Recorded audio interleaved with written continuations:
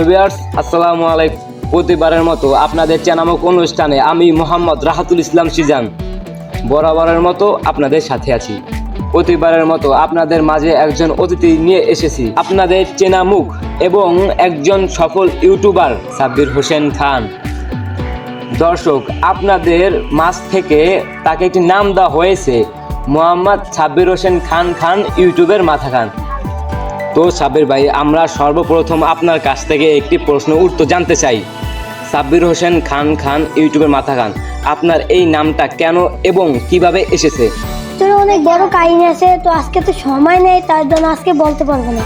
দর্শক আমাকে এই নামটা ভালোবেসে অনেক দিয়েছে। তো সাব্বির ভাই, আপনি এই পর্যন্ত কিভাবে এসেছেন? বাসা থেকে বের হয়েছি, বের হয়ে একটা অটো নিয়েছি, অটো দিয়ে আপনাদের স্টুডিওর নিচে এসে নেমেছি। আর আপনাদের স্টুডিওতে লিফট নেই, সিঁড়িতে উঠে উঠে পর্যন্ত এসেছি। তো সাব্বির ভাই, আপনাকে এই প্রসঙ্গে প্রশ্নটা করা হয়নি, আপনি আপনার ইউটিউব ক্যারিয়ারে এই পর্যন্ত কিভাবে এসেছেন? আমি এই পর্যন্ত আসতে আমার অনেক পরিশ্রম করতে হয়েছে। আপনি যদি আমার সবগুলো ভিডিও দেখে থাকেন, সবগুলোতে একটা কমন জিনিস দেখতে পাবেন। প্রতিটা ভিডিওতে আমি লাইক, কমেন্ট, শেয়ার, সাবস্ক্রাইব এগুলো চাইছি।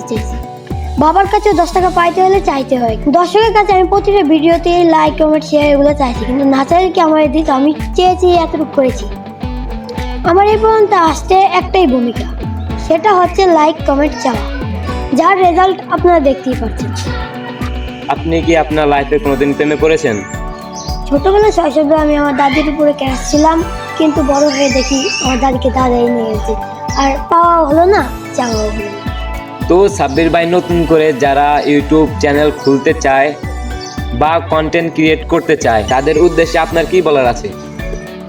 যাদের ধৈর্য বেশি আর যাদের চাওয়ার অভিজ্ঞতা বেশি আছে, তারাই ইউটিউব আসতে পারে। কারণ এখন ভিডিওতে লাইক, কমেন্ট, শেয়ার এগুলো চেয়ে নিতে হয়, আর আপনি যত বেশি চাইতে পারবেন তত তাড়াতাড়ি আপনি সফল হতে পারবেন। তো আমি বলি, যারা চাওয়ার ক্ষেত্রে মশগুল তারা আসতে পারে। তো সাব্বির ভাই, আপনি দর্শকের উদ্দেশ্যে কিছু বলেন।